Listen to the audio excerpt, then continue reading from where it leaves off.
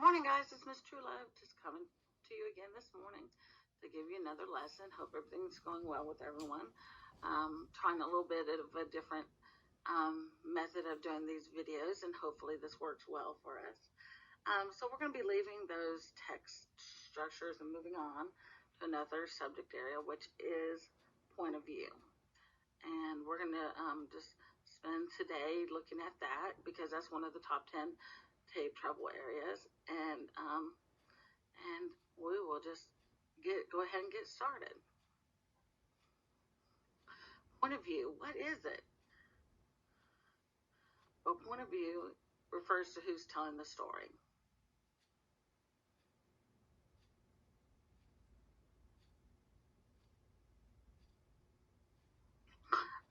There's different kinds of points of views.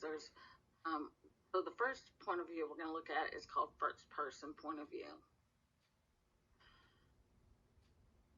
First person point of view, a character in the story is the person who's narrating or telling what happened in the story. And so, as you can see in this first little sentence I have here, I saw people running down the street. I jumped on my bike and I rode to see what was happening. You can see up here in my ISO picture, you see those guys running down the street right there? Yeah. I just share that. And what did he see? He saw two people fighting. Look at them down there at the bottom. They're going to the fact-finding board, aren't they? So anyhow, this is coming from a first-person point of view. You would see the words like I and my in this sentence, in this kind of writing.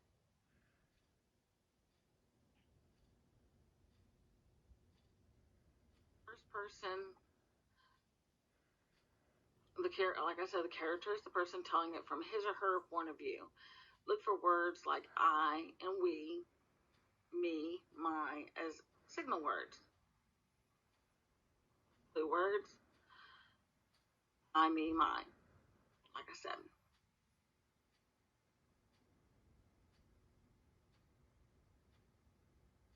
Third person omniscient. If we look at this little comic strip over here down the bottom, we're going to see, and we're going to get to know George this morning in another comic in the next strip. It said George walked angrily over to get some water because he already knew it would not be cold enough for his liking. So we see that George is not the one who's writing this because it would have said I walked over, but so we're knowing that this is someone else that's writing this. So let's look at it's a third person that's writing this. So let's go ahead and look and see what third person is all about, and then we'll kind of just reflect and return back over to George here in a minute. So in third person omniscient, a narrator outside of the story is telling what's happened.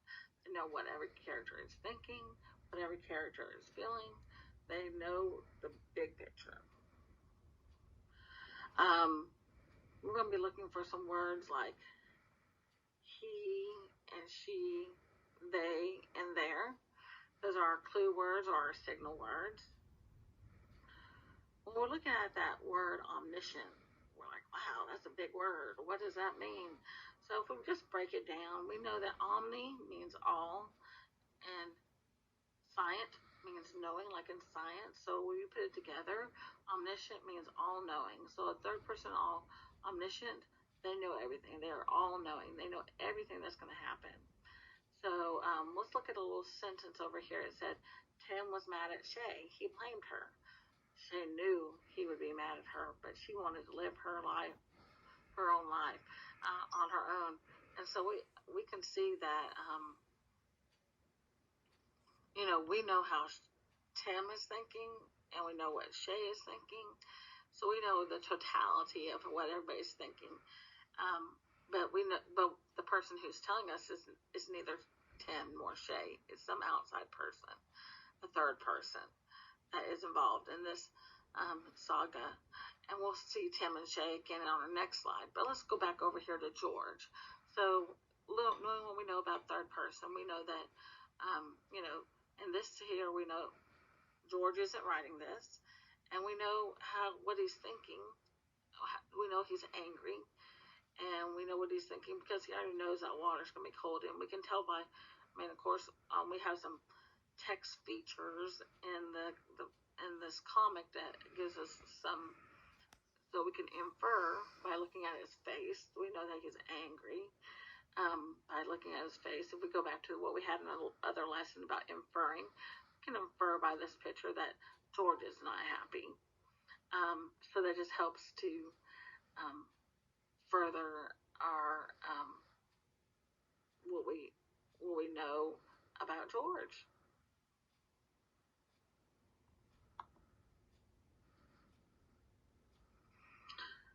All right, now we're going to look at the third person limited. In the last slide, we talked about third person omniscient, and they knew everything. But this one, the third person is limited. The third person limited, the narrator is limited to just one character, how they're thinking and how they're feeling. So, going back to Tim and Shay. In the last slide, we know that Tim was mad at Shay because Shay wanted to get on with her life. But in this one, we don't know that. We just know about Tim. We know Tim was mad at Shay, and he was blaming her. Shay just left without saying anything. She left a note and then left him. And, but in our last passage, we knew why Shay did what she did, because she felt like she needed to get on with her life and live her own life. But in this perspective, we only see Tim. So we're only really seeing the perspective of one person.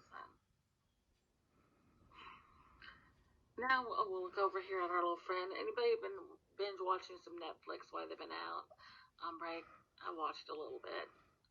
So you might be familiar with the series The Outlanders. If you look up here, I've been watching a little bit of Outlander season 5. We're actually watching it on Stars. But anyhow, that's our little fella from The Outlander up there. So I thought I'd have to share him. It said he looked off into the mountains. He remembered the first time he'd been there. So we see that he's not telling us this. We know that. So we know that this is a third person who's sharing with us, and he knows what he's the thoughts and feelings of our good friend here. But let's get up to our second good friend, which is George, of course. And so we would revisit him, and here he is. It says, George walked to the water cooler. He looked angry. Well, we already knew that because we've already seen another slide in third person omniscient, which gave us a lot more detail than this slide does. We can see it's the same picture. He's still angry, but we know it's just written from the perspective of our narrator.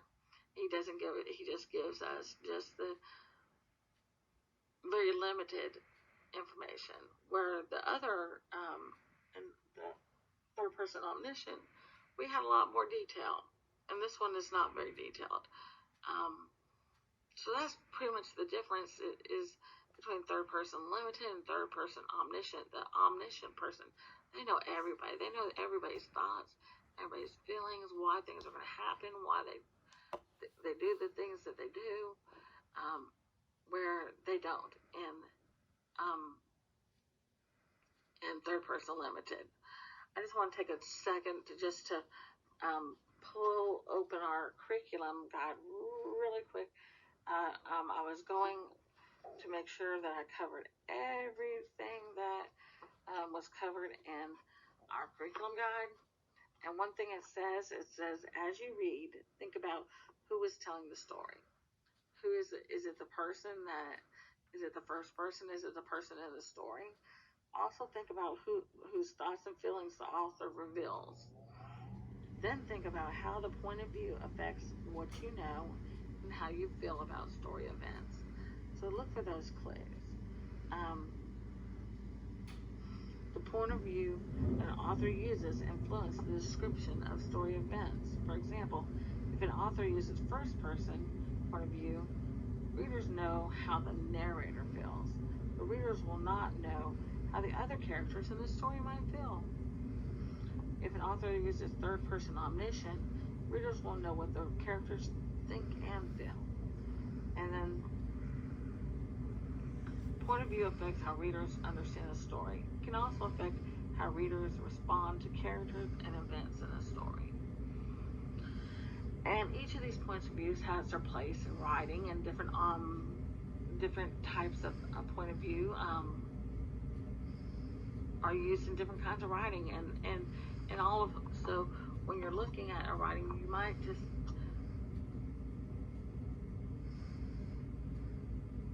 try and figure out why the person that wrote it used that perspective.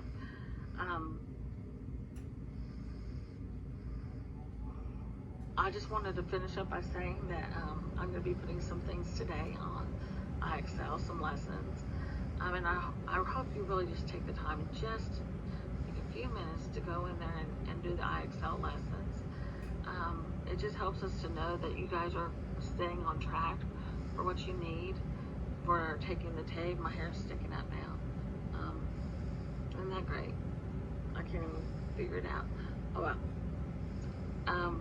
Anyhow, it just helps us to know that you're getting what you need for the TABE, and that you guys are continuing your learning while you guys are away from us. And we know that this is your spring break, and we don't want to take all your time, but just take a few minutes. Take 10 minutes out of your day and just do a lesson in IXL. And I know that it will make a difference in the world when you take that TABE. You'll be ready for it. And I know that I'm ready for y'all to be back. I'm ready to be back at work and seeing you guys and hearing all the noises that are associated with y'all. And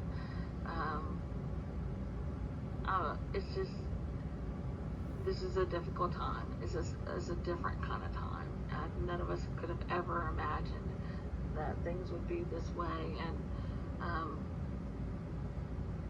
And I think that it's that we can all learn and we can all benefit from this time. And so, with that being said, I'm going to let you go. I hope you have a great day. I'll have another lesson for you tomorrow. Have a blessed one. Bye-bye.